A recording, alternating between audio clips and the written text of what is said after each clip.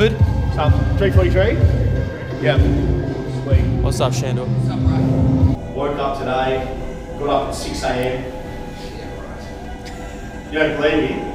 No, I didn't get up at 6. He was 100% correct there, didn't get up at 6. Good call. Good call. How you feeling, right? Yeah. A little bit stressed from work, mate. How's it going? Nah. Getting used to getting up, I think. Feel better this week. Okay. Your head looks busted. Yeah, right. Mine's busted, what's yours? Fucking terrible.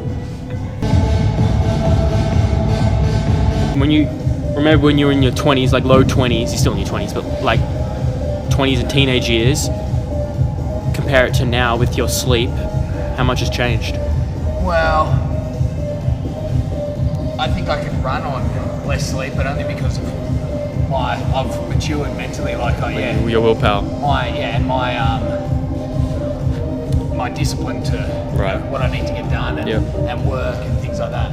Like I said, when I was younger playing football, I used to think I was so tired and working so hard, but what was I doing? Training for a few hours. Yeah, it's hard, but then I don't know what I did. Just watch movies or something. It's bullshit. So until you stepping away and doing what I've done, you just have the realizations, that's what I mean when I say you go back, you're not going to take things for granted. It's just ridiculous because you go back to that and you're like, oh man, the real world's way harder than that. So it's just it's nice thing to have. When you go back to training, every moment you're there, you'll be like, this isn't that bad. You're grateful. There's plenty of worse shit you can be doing. Right. You know what I mean? Remember, you always want to coach change the direction before agility. Now, change the direction is closed, meaning it's a predetermined path of movement. Agility is open and it's reactive. And the best way you can improve your agility is by improving your sporting age and improving your strength, because sporting age is your ability to read the play. So if you can't really read the play, you're always going to be in poor positions. Now, let's say you can read the play, you're always going to be in better positions. You're going to be perceived to see as having better agility. So my take on it, agility is not running around codes. It's not fast feet ladder. Have you guys all seen that? Like fucking that shit, that's fucking the most stupid shit I've fucking ever seen. Granted, it's fucking cool, no doubt, it's cool. Like when you see that fast feet guy, like holy fuck, that guy's got fast feet. But in terms of agility, no, you're fucking way off the mark there. So I'm not going to use the word champ because I used it in the last episode. Come on, Champ. My new thing's come on, champ. But cones, running around cones is like, like that's not fucking agility. Agility is reactive. It's responding to an outside stimulus. It's responding to a player. That's not. That's change the direction. So we want to coach change direction before we coach agility. So you see a lot of the drills I do box wave and responding. It's audible, it's visual, it's cognitive. Cognitive is thinking about it. It's stuff like that where you're responding to an outside stimulus. That's agility. Best way you can improve agility, improve your strength, improve your acceleration, deceleration, improve your sporting age, and then add some cognitive, audible, visual drills, stuff like that. Oh, this is for everyone out there, this is my man. Jared K, the man, WSSC Casey head coach, the man. Coached Andy McGrath, number 1, Tim Taranto, number 2, number 7, Jack Scrimshaw, number 58, Cam Paulson, number 71, my boy, Jared Lyons, Corey Lyons. Yeah, pretty much all the draft picks he took. But we're one team here at Woodford. What? Land. Good. And again. Land. Good. Come on. Yeah, hey, that was your best one. Yeah, nice, good. The publication Dan Baker shared on quarter squats, do you see that versus squat jumps? Do you see that? Man, sick, I loved it, the research. On rugby sevens players, so elite athletes, right? Rugby sevens players, they did Baker again? No, there was some other two. But anyway, rugby sevens elite athletes, right? And they looked at jump squats versus quarter squats in speed power performance. They did acceleration, they did a vertical jump, they did a change direction test, and what they found was there was more correlation with a squat jump on all those measures than a quarter squat. What's that saying to me is squat jump is important for sprint performance, change direction, jumping performance. There we go, it's been proven, and that hence why we use squat jumps at Woodford. There we go, bit of scientific backing. Even though we've known that for ages, we've just got the proof with the literature. So I've actually been starting to read literature again, like little bits and pieces, but then probably I get a bit bored because I look at the control, like I look at how the study's designed, I'm like, well, it's really not applicable really for, they'll take novices, and they'll look at someone, they'll go, well, they improved at this, and a novice improves at everything. So art leads science. Like what we've known for a while, we're already known in the real world, but science is only catching up. Now, I'm not saying science is not important because I base my company off that, but at the same time, like Joe DeFranco, you know, was doing heavy sled pulls, heavy sled drags, heavy prowler pushes for fucking years. And people used to say, well, that's going to make them slower. And Joe DeFranco, 2011, 2010 was doing that. And the research now, 2016, just caught up. That's 6 years. And he's proven it with his times. And everyone was saying, no, train slow, get slow, it's going to make you slow. And he was like, no, because you're applying force on the ground. You're training a very specific joint angle. We knew from Newton's third law, if you can apply more force around, you're going to jump higher, run quicker. Look at stride length, which is correlated with your relative strength, and he proved it. There we go. Shout out Joe DeFranco. Joe, if you're watching this, you're probably not watching this. Just put me on your show. I just want to go on your show. I reckon you do an International Coaches Day. Oh, yeah. And you go to Australia, you get me on there, Joe. Get me on there. I asked him already. I've asked him once. I'm gonna keep asking for the next 5 years. I'm gonna keep asking. Press. That's it. It's the one. Press. Man, that's you shouldn't move that quickly. What is going on with me lately? It's almost like he's super compensating. I said this to him. He goes, "Well, I reckon what's happened is he's super compensating. What happens? Your neuromuscular system super compensates that stress and adapts to higher levels. That's what I think's happened here. Because he was struggling for a while. I'm thinking, I reckon we're scraping your genetic ceiling of his strength. But now I reckon we've gone up. It's almost like I'm real good at my job. It's almost like I'm real good at my job. Or he's just a genetic freak. It's just that. Press. Yeah, good. What was that 180 squat? And even when I went home, I looked at it again. I'm like, mate, that was quick. Yeah, I was pretty rattled by that. Mate, nice. The speed. On the squat, just to hold it up. I never held the weight like that heavy. No, but even because Miro did exercise science with me, he's like, mate, look at his positioning. Like it's not like you were like this. Yeah, no. You were like, and you look at the speed off the like bar. that's what I said to Alex. The 150 was a joke. Mate, and I just didn't think I'd be able to hold 180 up here. I had him. I've got an idea where I'm going to have him below, depending on how he feels. I auto-regulate, but normally it's around this weight. I'm pretty right with my weights. And I had 150 locked in. I thought 150, he'll do it okay, not easy. He literally went like this. This is no shit. He just went, and I'm like, what the fuck? I'm going to have to go up here. 2 reps, 200. This is great. This is a great progression. First working set? Yep, first work set. Tighten up. Press. Nice. One more. Tighten up. Press. Hips. Nice. And I'll be honest with you, that's fucking heavy weight move quick. Mate, you are low barring what you were high barring a month ago. No, not a month. Like, 2 cycles. yeah, about 6 to 8 weeks. Yeah. Mate, that's pretty, mate. For a guy highly trained, That's very good. Programming works. Sorry, what?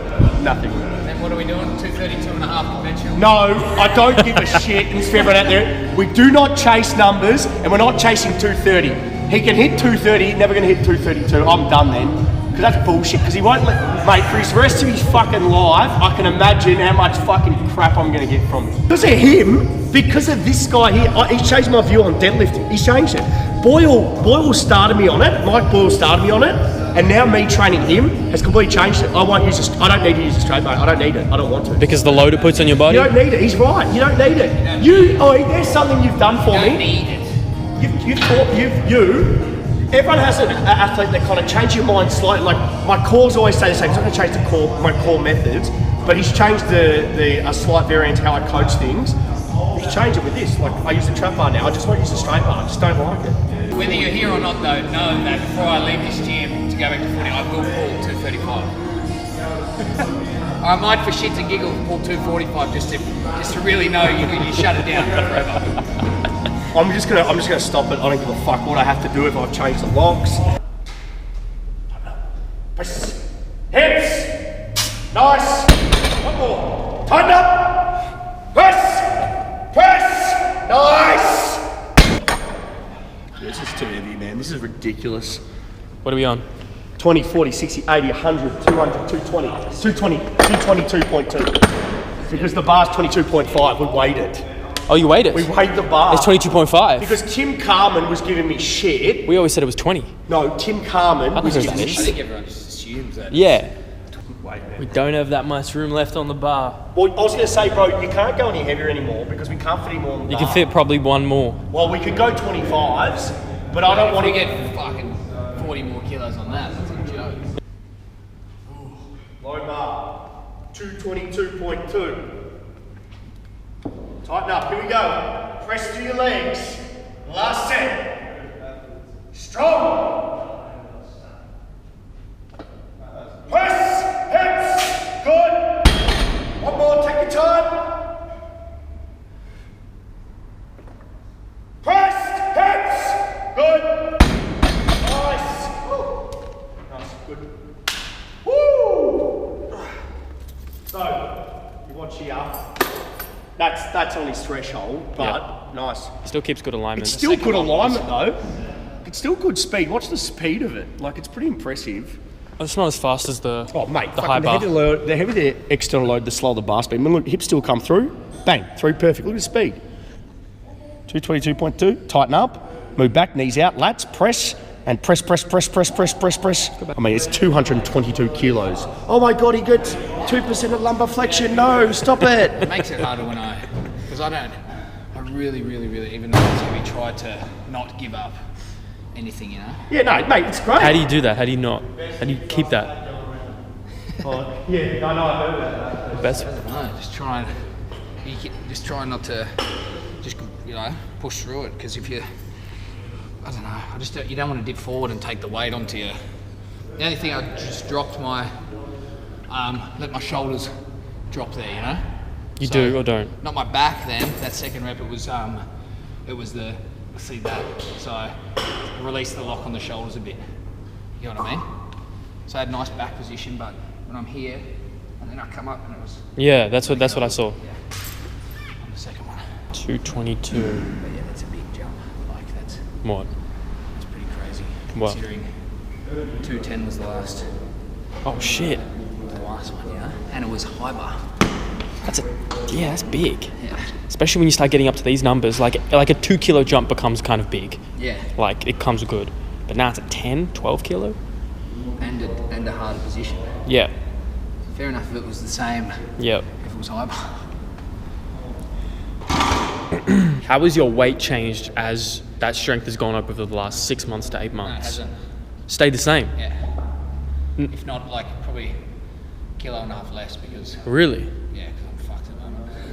What do you mean? Oh, because some... Yeah, Yeah, relative strength. cows during the day, like 7 sessions an hour, burning some fucking calories. So there's two factors to force output. One, the size of the muscle, the volume. So a lot of people talk about muscle mass, and two, the extent which the nervous system can activate it. So that's why we always jump in between accumulation density blocks and intensification strength and power blocks. So accumulation blocks about volume, lower intensity, building that muscular size, because we know cross-section area is correlated with a stronger muscle.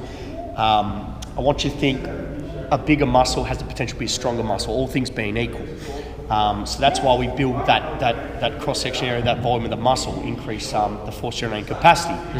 After we build that muscle tissue, that density, that volume, then we activate via the nervous system, because we know the nervous system is king when it comes to strength, power, speed development. So the nervous system drives and controls skeletal muscle contraction. Without it, we're just slabs of meat. So that's why we do an intensification phase. Now, intensification can mean two things. It can mean heavy weight, low reps, and more maximal strength, or it can mean the speed of movement. Hence why we can increase... Yes? But that's why we can increase... I don't know why he came over there like that. I was a bit worried he was going to beat me up. When you asked him about his weight, a big one about his weight is he has not... You've just asked him, we need to get a DEXA to be 100% sure. You used to get DEXA scans or for your body fat. DEXA scans or bod pods looks at lean body mass to fat mass. Now remember, fat has no contractile tissue whatsoever. So if you want to improve your speed, you can actually improve your speed by just dropping dead weight, which is fat. Hence why... Not too... What I'm trying to say is, if you look at sprinters, how fucking lean are sprinters?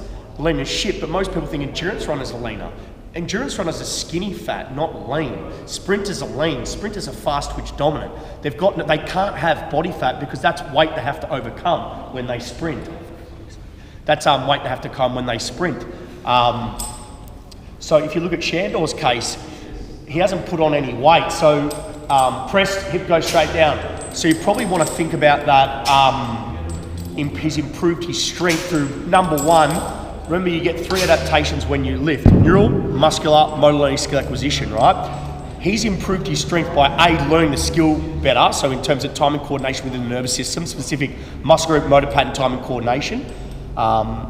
And it's very rarely, he's probably got a little, obviously regardless, you can't cut one adaptation of the other. So he can't lift 2 reps and say, no, I don't want muscular adaptation, I just want neurological. It doesn't work like that. Regardless, you're gonna get some neurological and some muscular. But you can lessen the adaptation or you can magnify adaptation depending how you train. Example would be, let's say if you want more neurological adaptation, you're a fighter, so you're in a weighted sport where you've got to cut for weight, you're going to do heavier weight, lower reps, sub-maximal weight lifting quicker, because we know for a fact volume builds muscle.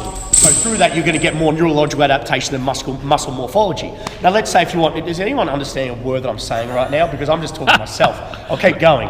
Let's say you want more muscle morphology. Well, we know the 3 factors to a muscular hypertrophy: mechanical tension, metabolic stress, and muscle damage. Moreover, you need to eat, so nutrition is important, because you don't eat, you don't grow.